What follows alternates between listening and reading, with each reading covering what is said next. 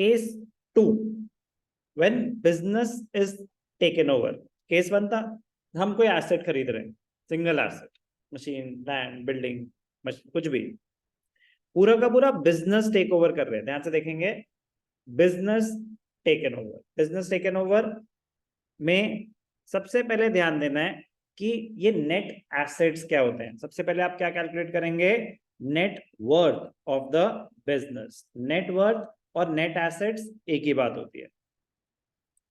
Assets is equal to liabilities plus capital, बचपन में सुना था। Capital is equal to assets minus liabilities.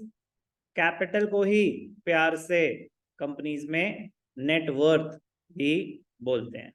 किसी भी मतलब टाइप ऑफ बिजनेस ऑर्गेनाइजेशन में बोल सकते हैं, बट कंपनीज में कॉमनली यूज होता है। नेटवर्थ क्या है कंपनी की, इंडिविजुअल्स के लिए भी यूज होता है, but net worth is total assets minus total external liabilities. Liabilities externally होती हैं, कैपिटल तो इंटरनल लायबिलिटी है। तो हमें सबसे पहले कैलकुलेट क्या करना है, net worth of the business. Net worth कैसे कैलकुलेट करेंगे, total assets minus outsiders claims, external liabilities, एक ही वर्ड, सिनोनिम्स है, एक ही बात है। तो आपने कैलकुलेट करना है net worth of the business. जो आप टेक ओवर कर रहे हो उसकी नेट वर्थ क्या है, उसकी नेटवर्थ कैसे कैलकुलेट करी, जो भी आपने, आपको वैल्यूज दे रखे हैं, आपने ये एसेट्स एक्वायर करे, ये लायबिलिटीज थी। एसेट्स थे 40 लाख, लायबिलिटीज थी 10 लाख। एसेट्स थे 40 लाख, लायबिलिटीज थी 10 लाख। नेटवर्थ क्या आएगी बिजनेस की, 30 लाख। एसेट्स माइनस लायबिलिटीज, तो नेटवर्थ, नेट एसेट्स आए 30 लाख।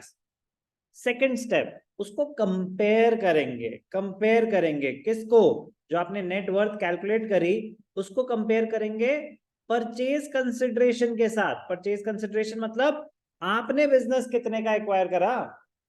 बिजनेस की वैल्यू आई 30 लाख, आपने 35 लाख में एक्वायर करा। आपने एक्स्ट्रा पैसे दिए हैं एक बिजनेस को एक्वायर करने के लिए, या आपने 30 लाख का बिजनेस 30 लाख में एक्वायर करा, या 30 लाख का बिजनेस आपको 25 लाख में मिल गया। कुछ भी हो सकता है, कुछ भी हो सकता है। हम क्या कैलकुलेट कर रहे हैं, सबसे पहले net worth of the business. Net worth of the business का फॉर्मूला है total assets minus total liabilities. ध्यान क्या देना है, ध्यान क्या देना है कि जो भी एसेट्स और लायबिलिटीज हैं ये किस वैल्यू पे लेंगे, to be valued at their current और अग्रीड वैल्यू। अग्रीड वैल्यू मतलब सर अब मैं आपका बिजनेस टेक ओवर कर रहा हूं, आपकी बुक्स में आपके एसेट्स आ रहे हैं 50 करोड़ के। मैं कह रहा कि मैं ना ये इन एसेट्स की वैल्यू मेरे हिसाब से तो 40 करोड़ है, तो मैं एसेट्स की वैल्यू लगा रहा हूं 40 करोड़। तो जो at the time of transaction agreed value है वो कंसिडर करी जाएगी, वो कंसिडर करी जाएगी for calculating the net worth. Clear है।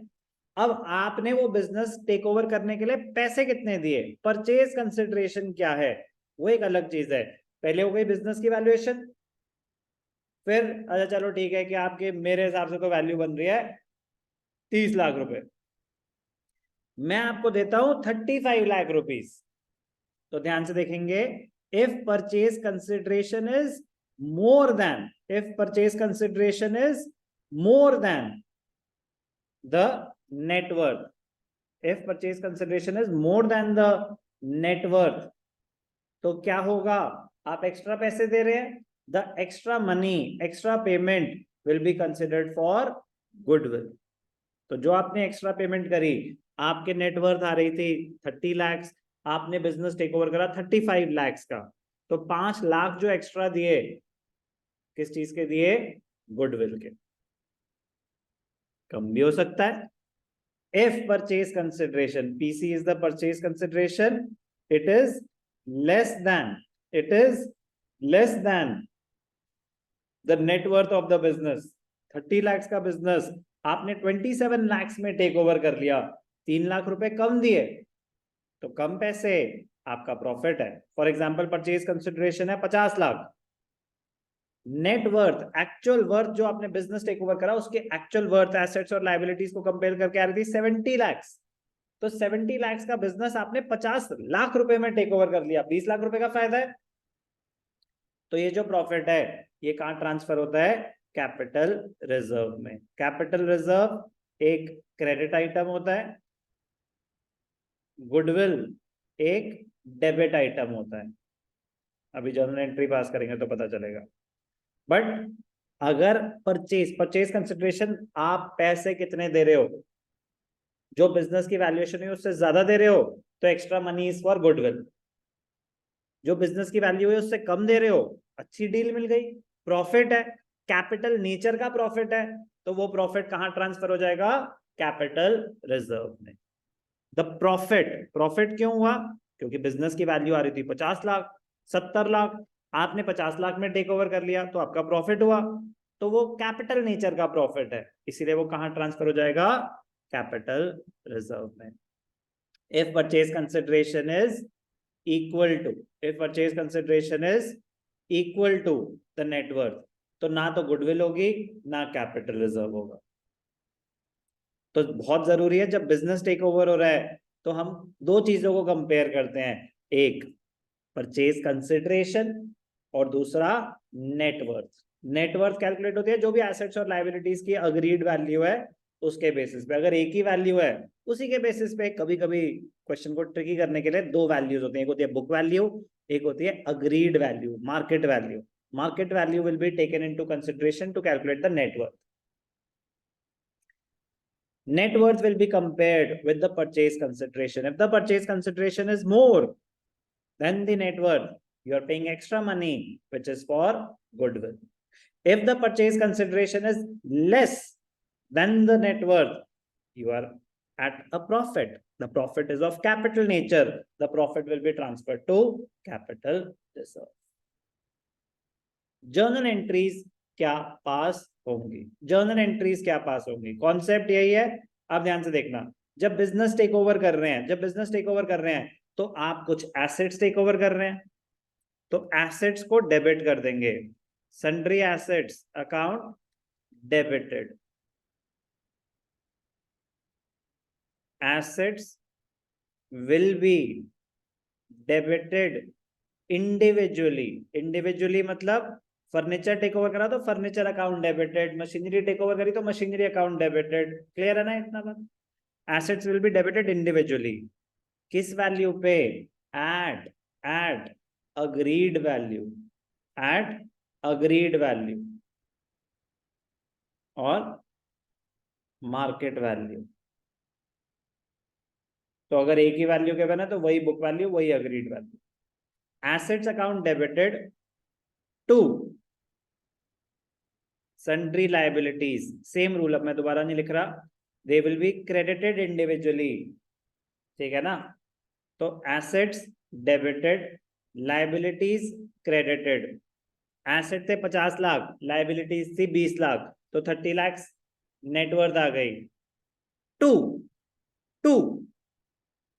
टेक्निकली वेंडर नहीं होता, बट बुक्स में थियोरेटिकली वेंडर वर्ड यूज करते हैं। हमने जिसके पैसे देने हैं उसका नाम आ रहा है to vendor.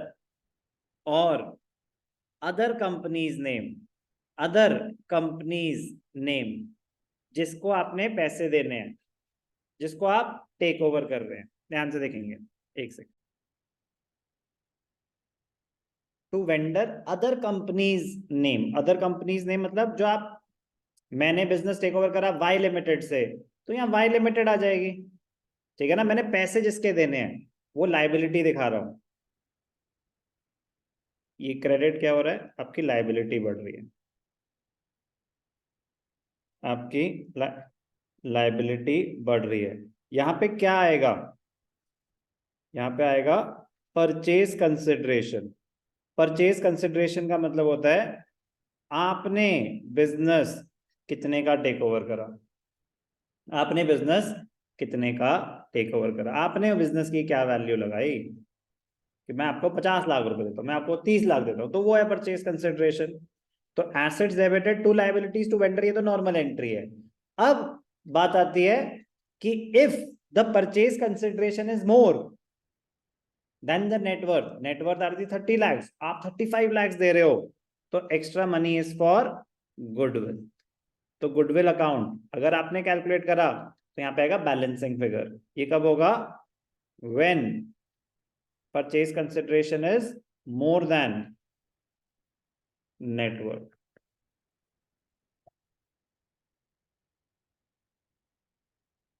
when purchase consideration is more than net worth। या फिर क्या आएगा आपका? Capital reserve. कैपिटल रिजर्व क्या होगा? when purchase consideration is less than the net worth। तो दोनों में से एक ही चीज हो सकती है, या तो गुडविल होगा, देयर विल बी इधर गुडविल और कैपिटल रिजर्व, मतलब दोनों नहीं होंगे। ये हो सकता है कि जितने का बिजनेस था उतने का ही टेक ओवर किया, तो दोनों नहीं होंगे, या तो दोनों में से कोई नहीं होगा, या फिर या तो गुडविल होगी या कैपिटल रिजर्व होगा। परचेज कंसिडरेशन क्या होती है?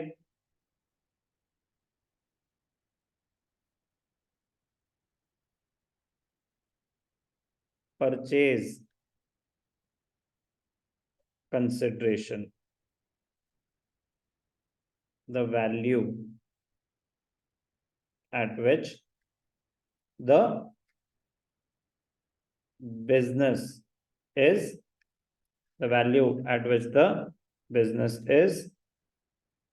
taken over, the value at which the business is taken over without, ये होती है। Settlement of liability exactly same, settlement of liability exactly same. जैसे हमने, मतलब एग्जैक्टली सेम सब किसके जैसे?